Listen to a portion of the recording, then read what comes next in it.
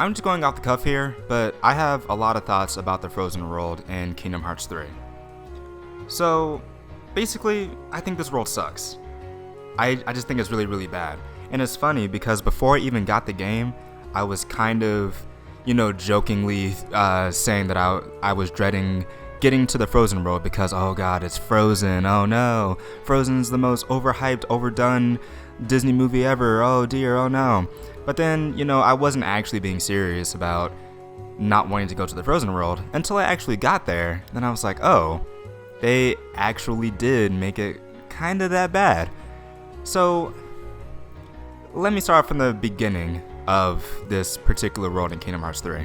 It starts off just fine. Like, it's perfectly okay the way that it starts. So you get there, and then you essentially just meet Elsa almost immediately. You see her running away from Arendelle, and then you find her and you discover that she's running away for some reason, like she's scared of hurting people, and you can kind of piece together that she's scared because she has these like magical ice powers that she doesn't want to use to harm anybody. Okay, nice little setup. You kind of get the general gist of what's going on. You do kind of come in a little bit late in the storyline of the movie, considering, but it's all good. However, you will find out as you go further and further into this world that Square really did depend on you knowing the actual storyline of Frozen before you actually got here. But anyway, the beginning is fine. Not Frozen, I almost said Frozen. Elsa almost really harms Sora, Donald, and Goofy, and then she runs away. And then Larxene shows up, and Larxene is like, hey, don't bother Elsa because reasons. And then she basically traps you in this ice maze place. So you're trapped in this ice maze, right? It takes you like 30 to 45 minutes to get all the way through it. And it's okay. It's kind of bland, which is going to be a running theme in this entire world. Everything just feels kind of like the world design just feels kind of bland in general. So you get out of the maze and you're like, okay, cool. So I did this whole maze. Like, it wasn't the greatest, but it also wasn't terrible. So where does it lead me out to? Am I gonna find Elsa immediately? No, as a matter of fact, you don't. The whole reason they put you in the maze in the first place is to waste your time, both from a gameplay and a narrative perspective, because Larxene doesn't want you chasing after Elsa, so she literally put you in this maze to waste your time. That's the only reason it exists. So the exact same point that you're standing in before you go into the maze, that's exactly where you're standing when you get out of the maze. So you've made zero progress in this regard. So after the maze, you climb up a little bit further in the mountain, and then you find Elsa.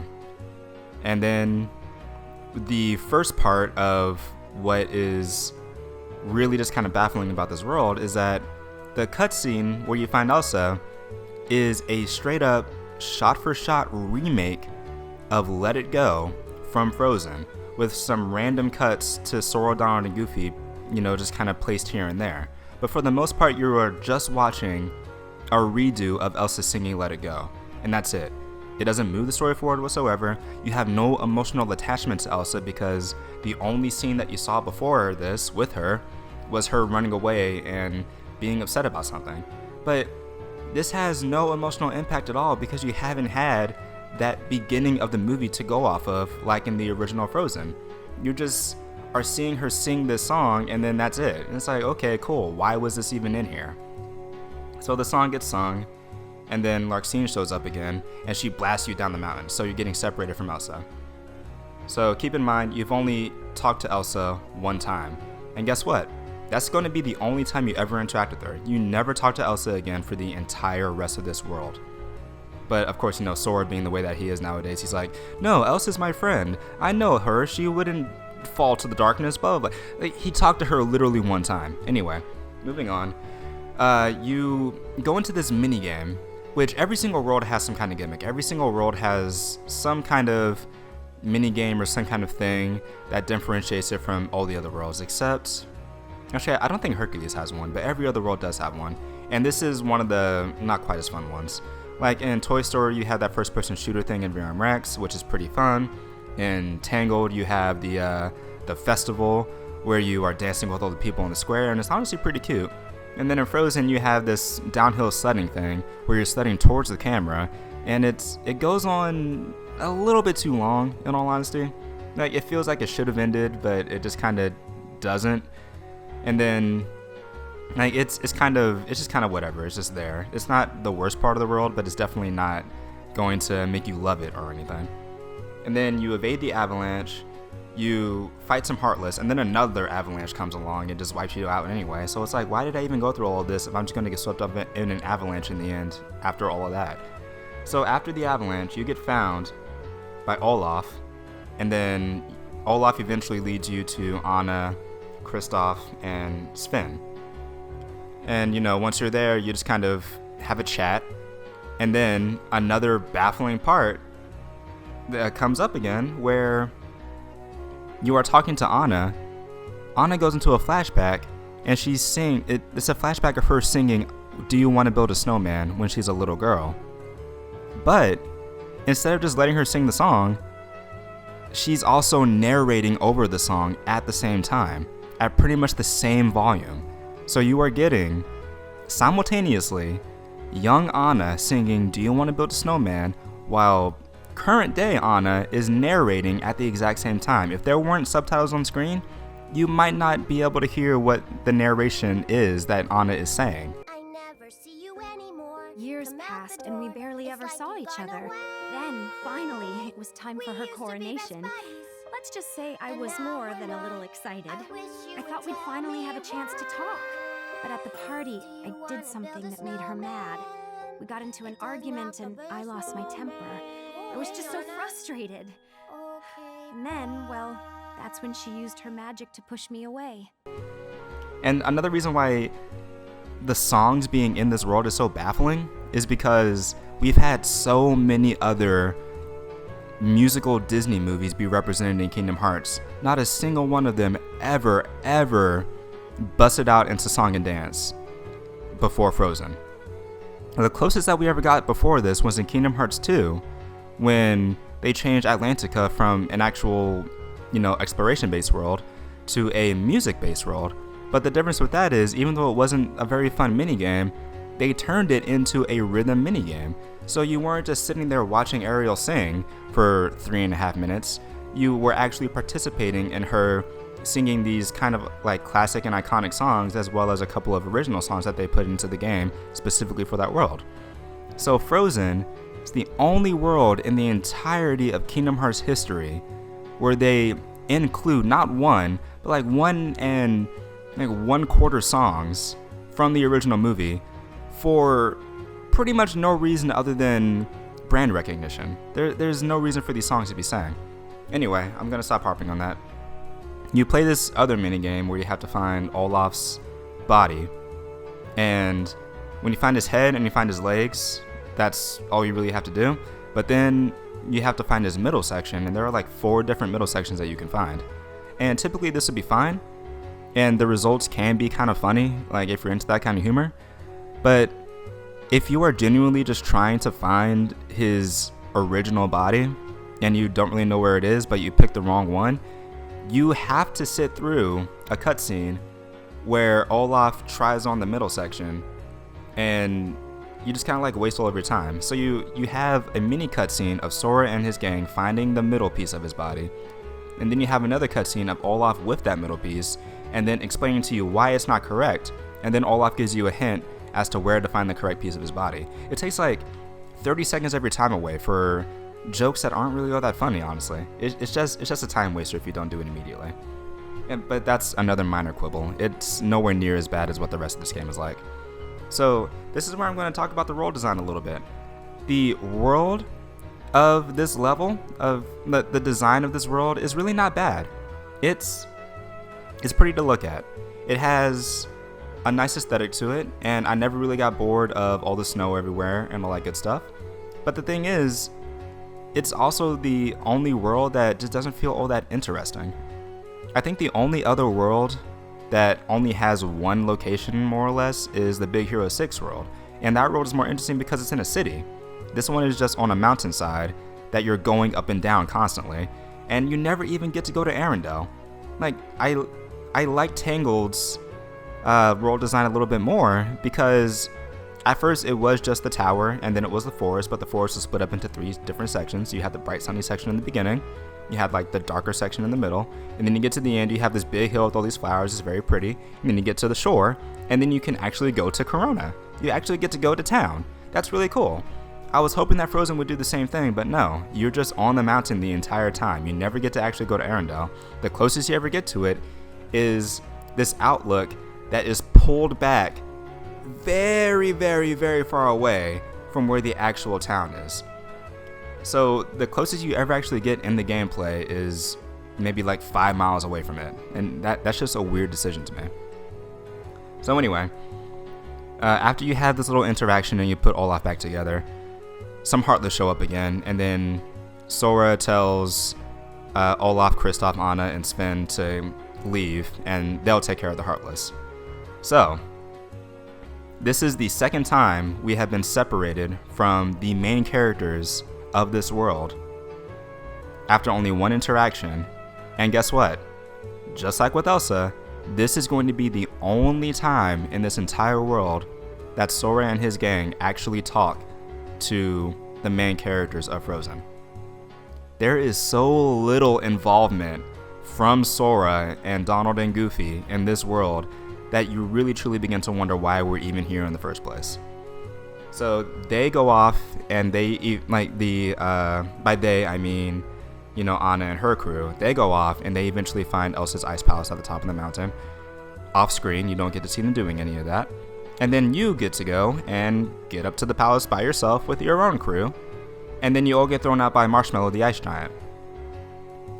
So yeah, that all pretty much happens the same. And then you get thrown back down the mountain, which is the second time that you've had the objective of go find Elsa. And then the second time that you have been able to find her, and then you just get thrown away from her again. As if they, you know, just really wanted to hammer home that you're not going to actually be interacting with these characters pretty much at all. So the moment you get up from getting thrown out, you get another objective to go find Elsa again. So this is time number 3. You have to get back up and you start trekking to go find Elsa. But this time around, you actually do find her pretty quickly, but she's being carried by this mysterious new person that you've never met before. If you've never seen the movie, you will have no idea who this person is. It's Hans. Hans is the main villain from Frozen. And what is he relegated to in this game? He looks like some random dude who found Elsa just unconscious for some reason, and he's carrying her to town, and you would have no idea that he was a bad guy if it wasn't for the fact that he has these dark swirlies all around him to indicate that his heart has been taken over by darkness. He doesn't even say anything. Like, he's the main villain of the movie, people, and he doesn't even have a line to say in the Frozen world of this game. He's silent the whole time, and you just kind of have to guess who he is. So you see Hans carry Elsa away, and apparently he's like the speed of light, because even though he's not that far away from you, he manages to disappear and get all the way back to Arendelle before you can ever catch up to him. And along the way, you team up with Marshmallow. Now, this is another baffling decision to me, because think about every other world in this game, and think about the partners that you get in all of those worlds. Let's start off with the first one. Hercules world, you get Hercules. In the Toy Story world, you get Woody and Buzz. In the Tangled world, you get Flynn Rider and Rapunzel. Then you get to the Monsters Inc. world, you get Mike and Sully. In the Pirates of the Caribbean world, you get Captain Jack Sparrow. And in the Big Hero 6 world, you get Baymax. Now, what's the common thread between all of these characters? They're all the main characters of their respective movies. Like, when you think of Toy Story, you immediately think of Woody and Buzz. When you think of Hercules, I mean, the guy's name is the title. Hercules, that's the first person you think of. When you think of Frozen, who is the first person you think of? I mean, for some people it's going to be Olaf, but that's just because he's like the cute little mascot character. But the obvious answer is Elsa.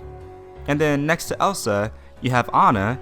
And then after Anna, you're probably going to think of Kristoff and or Sven. And after that, most likely going to think of Hans, even though clearly he's the villain, so not really viable to be a partner and everything.